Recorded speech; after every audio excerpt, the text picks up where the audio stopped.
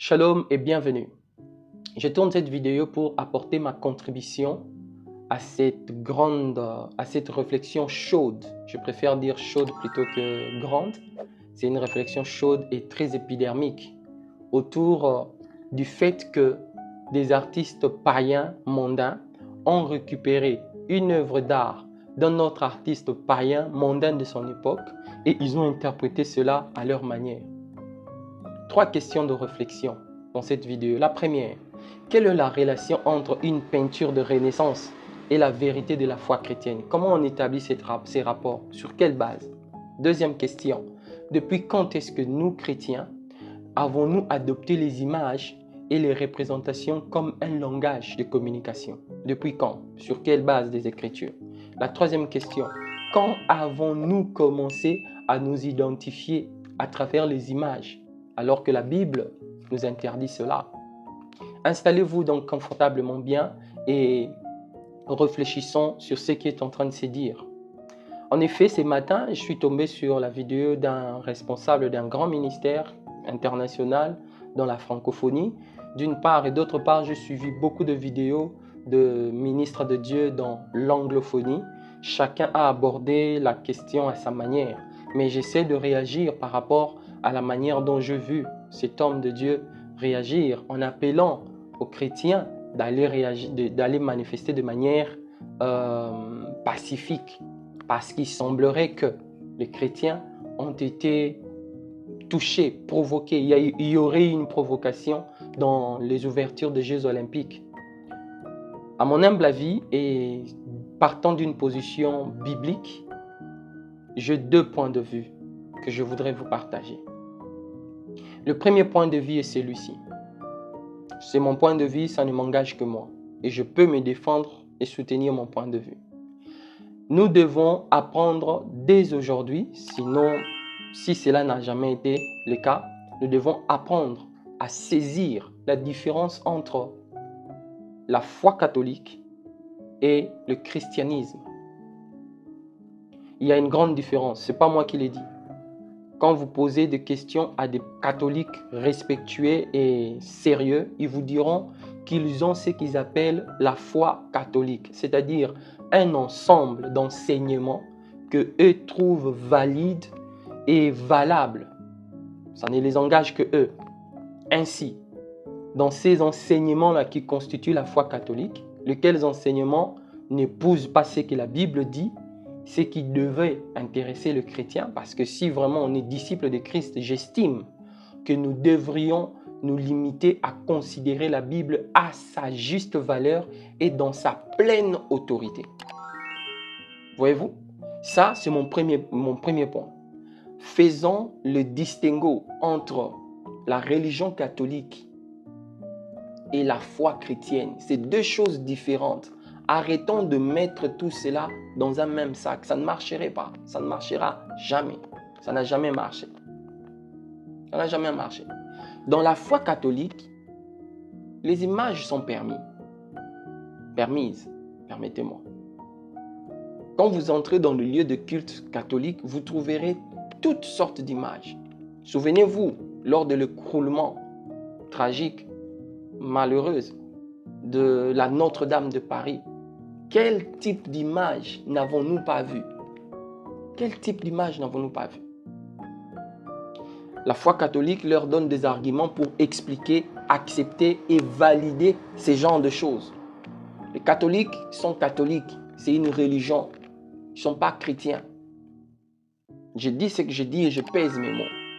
Ils ne sont pas chrétiens, ils sont catholiques. Ils le disent, ils ont la foi catholique.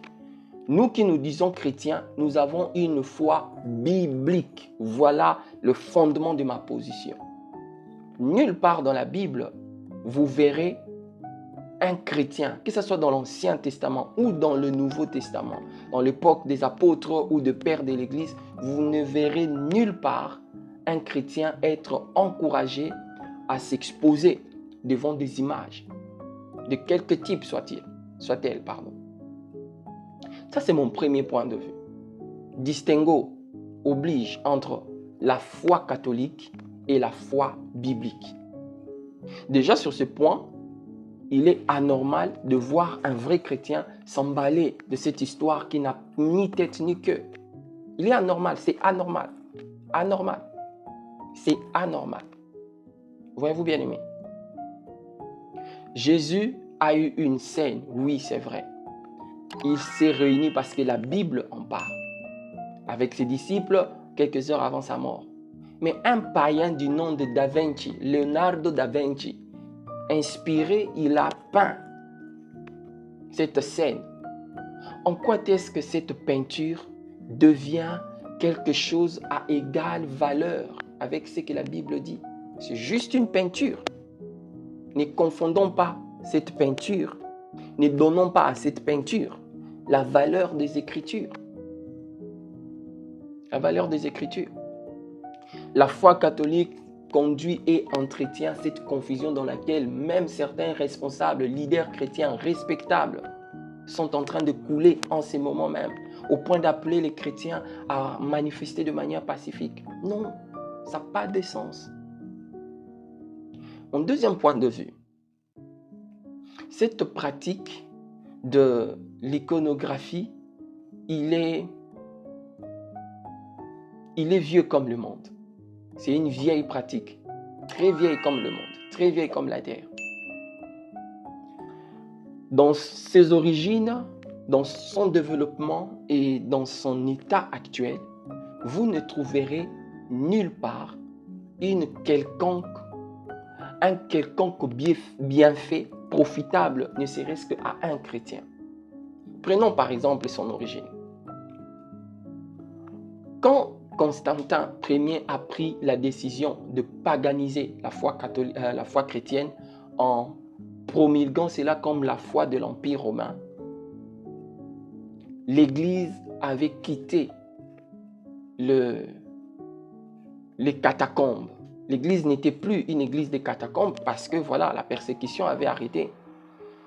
Et dans les catacombes, c'est là où les amis catholiques trouvent la racine pour justifier l'imagerie, la communication par les images, l'iconographie. Dans les catacombes et durant cette période, il est démontrable que l'enseignement biblique n'était plus assuré au bon fixe. Et ainsi, la conséquence principale, c'était que la foi chrétienne s'est retrouvée être portée par de pratiques et de croyances. Il n'y avait pas un enseignement doctrinal soutenu à cette époque. L'absence du vrai faisant appel au faux. L'absence du vrai, l'absence de l'exact faisant appel à la paix près. Pour conserver la foi, la flamme, ils sont tombés dans de pratiques qui ne sont pas bibliques, notamment la communication par les images. Mais quand l'Église est sortie de catacombes, toutes les pratiques de l'époque de l'Église de catacombes a cessé. Le père de l'Église, par exemple, aucun de père de l'Église n'a encouragé la pratique de l'iconographie. Aucun. Martin, Luther, Calvin, Zwingli de Capella, tous ces réformateurs, aucun d'eux n'a encouragé la pratique de l'iconographie. Aucun. Encore une fois, ça démontre que nous, chrétiens, nous n'avons rien à voir. On n'a pas raison de s'offusquer ou de se mettre à une quelconque marche de protestation avec ce qui s'est fait à l'ouverture de Jeux olympiques. On n'a pas raison. On n'a aucune base scripturaire pouvant permettre une telle pratique. Si on ose, sans s'en rendre compte, nous allons tomber dans le jeu de la religion catholique qui défend les pratiques de l'iconographie. Alors, venons-en au fondement biblique. S'il est impossible de vous donner 10 versets bibliques qui condamnent la pratique de l'iconographie, j'en ai trouvé néanmoins 2. Le premier, c'est dans Exode 20, le verset 4 et 5. Je vais vous donner lecture de ce deuxième commandement, de 10 commandements. La Bible dit ceci: tu ne te feras point d'image taillée, ni aucune représentation de ce qui est en haut dans le ciel, ni de ce qui est en bas sur la terre, ni de ce qui est dans les eaux au-dessous de la terre.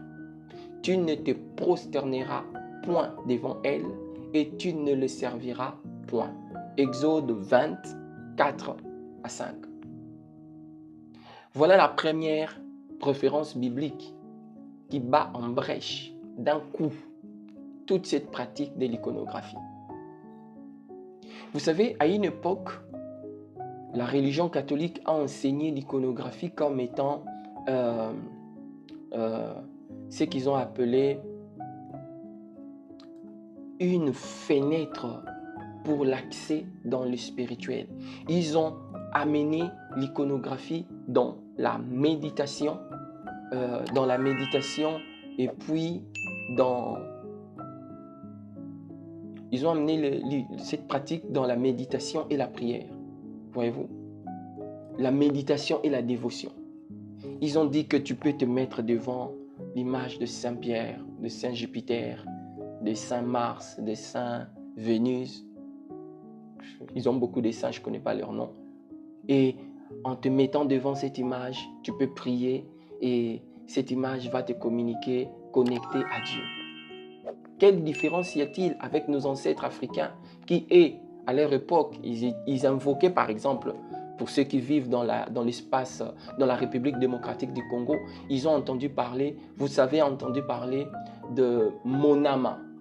Monama, c'était un démon des eaux qu'on invoquait lorsque ils avaient de problèmes. Parce que nos ancêtres en Afrique, ils se disaient que il y a Dieu, il y a le grand Dieu. Voilà pourquoi dans tous les dialectes d'Afrique, vous trouverez les noms de Dieu. Il y a Dieu, mais seulement ce Dieu grand-là, il est tellement loin, il est inaccessible. Quand nous avons des besoins urgents, nous préférons passer par des intermédiaires pour qu'eux ils puissent nous donner satisfaction de nos besoins et présenter nos besoins à ce grand Dieu qui est très loin. Alors, quelle différence y a-t-il entre ces genres de pratiques avec des noms, j'ai cité ici les noms de Monama, c'est tout un esprit, et la pratique légalisée, officialisée dans la religion catholique, où on vous dit, vous avez Saint Vénus, vous avez Saint Jupiter, vous avez Saint Mars, et vous pouvez entrer en communion avec Dieu par leur intermédiaire. Voyez-vous, bien-aimés, nous n'avons aucune base scripturaire pour envoyer les chrétiens à une quelconque manifestation, pacifique soit-elle, partant de ce qui s'est passé à l'ouverture des Jeux olympiques de Paris. C'est un païen, je répète encore, du nom de Da Vinci, qui a fait une œuvre d'art, et ce sont ses ancêtres païens, je ne connais pas leur nom, qui ont récupéré l'œuvre d'art faite par leurs ancêtres et qui ont interprété cela au goût de leur. Rien de chrétien là-dedans. Voyez-vous, bien aimé. Le deuxième argument biblique.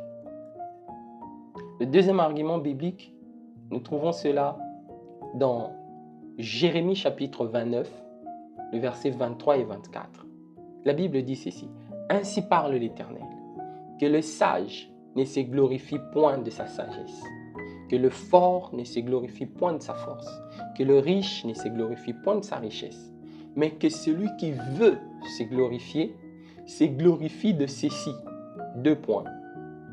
De m'entendre et d'observer mes paroles.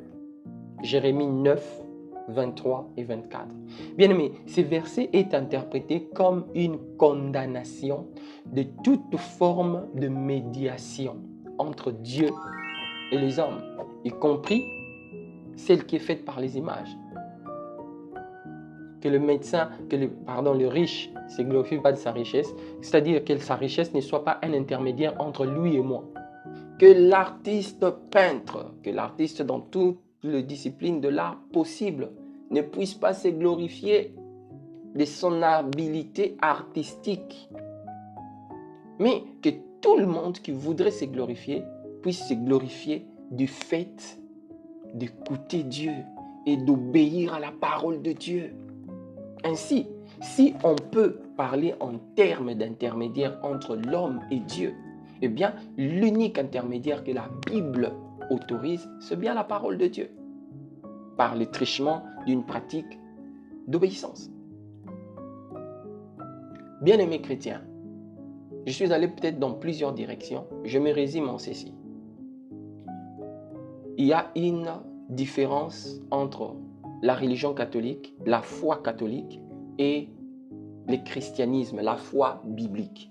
Ça, c'est de un. De deux, nous, en tant que chrétiens bibliques, nous ne devons pas nous laisser emballer dans les histoires qui n'ont aucune base scripturaire. Ne vous laissez pas emballer.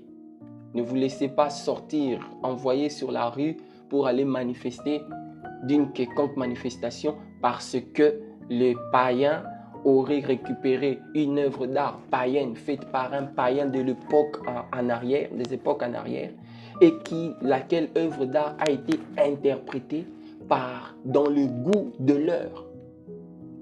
Ne vous laissez pas emballer. La seule autorité dans la vie chrétienne, c'est la parole de Dieu. Restons obéissants à la parole de Dieu. Restons observants, étudiants, méditants et pratiquant la parole de Dieu. Que le Seigneur vous bénisse. Je vous prierai de partager cette vidéo afin que plusieurs puissent, tant soit peu, ramasser dans mes propos des éléments de réflexion et de moyens de défense en vue de garder tous ensemble la position conforme à ce que la Bible nous recommande. Que Dieu vous bénisse et shalom dans vos maisons.